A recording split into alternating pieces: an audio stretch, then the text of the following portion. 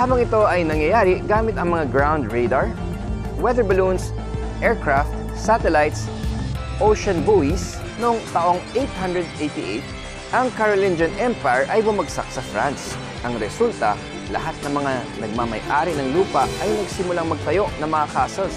Noong 1988, sinama sa Olympics ang laro. Sa ngayon, ang table tennis ay nilalaro ng mga professional na atleta. Magugulo yung bakterya at aagusin palayo. Kaya mawawala ang germs sa katawan mo.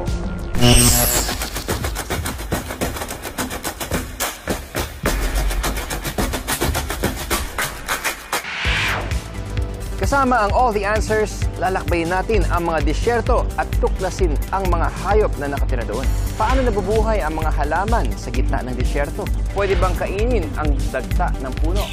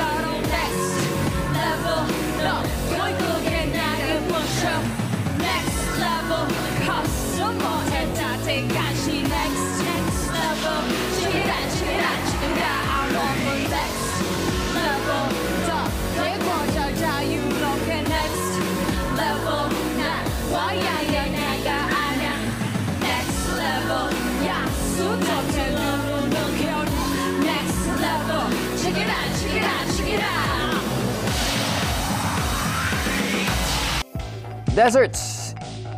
Yan ang mga pinakatuyong lugar sa mundo. Masasabing disyerto ang isang lugar pag less than 10 inches of precipitation a year ang meron ito.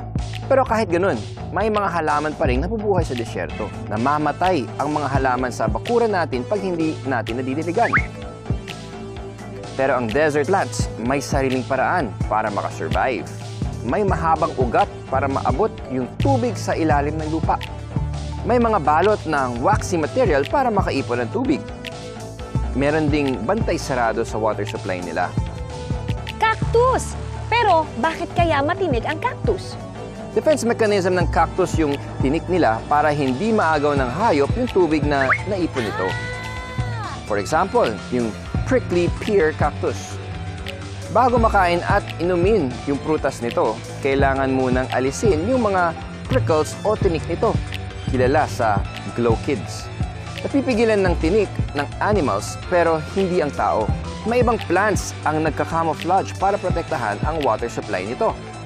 May ilan ay hirap puntahan at yung iba ay toxic. Kung yung plants kayang mabuhay sa super init na disyerto, paano naman yung mga animals? Parang built-in aircon yung tenga ng jackrabbit. Nababawasan nito yung excess heat ng katawan nila. Pangontra sa dry sand ang nose at eyelashes ng mga camel. At yung humps nila sa likod ay may stored fat and nutrients na ginagamit nila pag wala pa silang nakakain. May ilang animals ang mautak sa paghunting. Nocturnal ang mga fennec fox at tuwing gabi sila nag-hunting kasi hindi na mainit. Nagchichillax naman yung mga desert tortoise sa ilalim ng lupa. May kanya-kanyang paraan ang desert animals para magpalamig at hindi mauhaw. Ay, believers, ilang percent kaya ng land surface of Earth ang disyerto? A. 10%? B. 20%? Or C. 33%? Ang correct answer ay C. 33%. At lalo pang lumalawak ang mga disyerto sa mundo dahil sa global warming. Hindi lang sa mainit na lugar may disyerto. May polar desert sa malalamig na lugar tulad ng Arctic. Remember, disyerto ang isang area pag less than 10 inches of precipitation a year. Kahit malamig pa ang temperature o may snow pa doon. Bawat continent may disyerto at over 1 billion people ay nakatira sa mga desert region. Ang dami rin, ha? Iba-iba ang lupa ng bawat desert. Buhangin, graba, bato, snow at yelo. Pwede pala yun? Oo, kaya merong hot and dry deserts, semi-arid deserts, coastal deserts at cold deserts.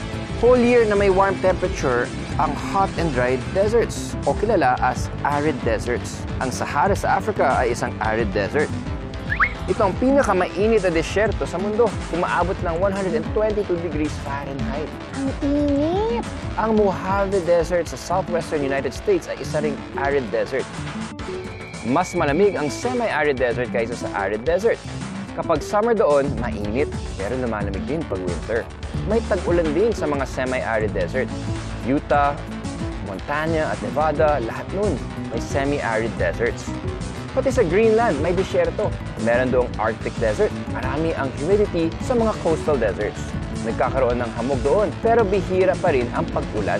Coastal desert ang Atacama Desert sa Chile. Nasa 2 mm lang ang dami ng ulan doon kada taon. Pinag-aaralan ng scientists ang mga disyerto para malaman kung posible bang mabuhay sa Mars. I believe! Amber ay isang natural resin na galing sa puno. Baka nakakita na kayo ng insect sa loob na parang nanigas na honey, parang sa pelikulang Jurassic Park. Oo nga! Hindi ito precious stone, ito ay isang fossilized tree resin. Mas napag-aaralan ang mga ancient organisms na nakulong sa amber kaysa sa mga fossil na outline lang ng hayop. Kapag ang insekto ay nakulong sa amber, kitang-kita ang mata, pakpak, at kabuuan nito bilang mga buto. Paano nga ba nakukulong ang insekto sa amber? Kapag may tumutulong dagta ng puno, pwedeng madikit dito ang mga insekto. Karamihan sa mga insekto sa loob ng amber ay maliliit dahil madalas nakakawala ang malalaking insekto. Pag ang amber resin ay nahulog sa dry soil, nasisira ito.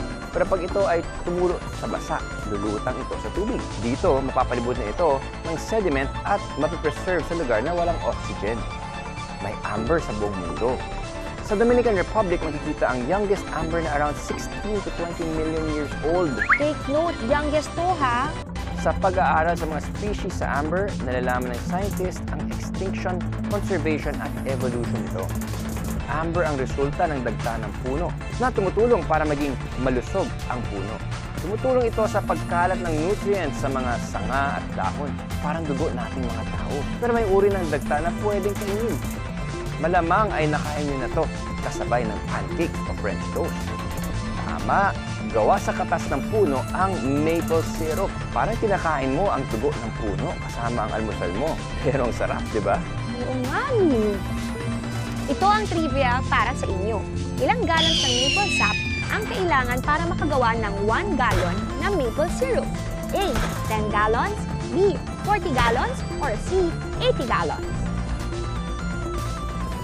Ang sagot ay B. About 40 gallons of sap para makagawa ng 1 gallon of maple syrup. Dapat 40 years old na ang puno para makuha ng sap. Pag nakuha na ang sap, dumadaan ito sa reverse osmosis machine. Dito inaalis ang tubig at kumakapal ang sap para maging syrup. I believe! Ang stalactite ay isang mineral formation sa kisame ng kuweba. Ang pinaka-common na uri nito ay speleothem, isang mineral deposit na nabubuo over time sa natural caves. Nabubuo ito pag ang calcium carbonate at ibang minerals ay naghalo, tumulo sa bato hanggang sa ito ay tumigas. Maraming stalactites sa limestone cave. Isa pang uri nito ay ang lava stalactite na gawa sa tumutulong lava sa loob ng lava tubes. Lumalamig ang labas ng lava pero active pa rin ang loob nito. Meron ding mga ice stalactites. Madalas itong nakikita sa malamig na lugar at mas kilala bilang icicles. Ang stalactites ay nabubuo sa taas ng cave. Pero anong tawag sa formation sa sahig nito? Ito ba ay A. Organ pipes, B. Mesas, or C. Stalagmites? Ang sagot ay C. Stalagmites. Ang stalagmites ay nabubuo mula sa sahig ng cave pag naiipon ang mga tumutulo mula sa kisame ng kuweba. Para hindi kayo malito, ang stalactite ay may C for ceiling at ang stalagmite ay may G for ground. Ang memory hint na ito ay tinatawag na mnemonic device, isang memory tool para maalala ang mga bagay, facts, o kahit anong gusto mong tandaan.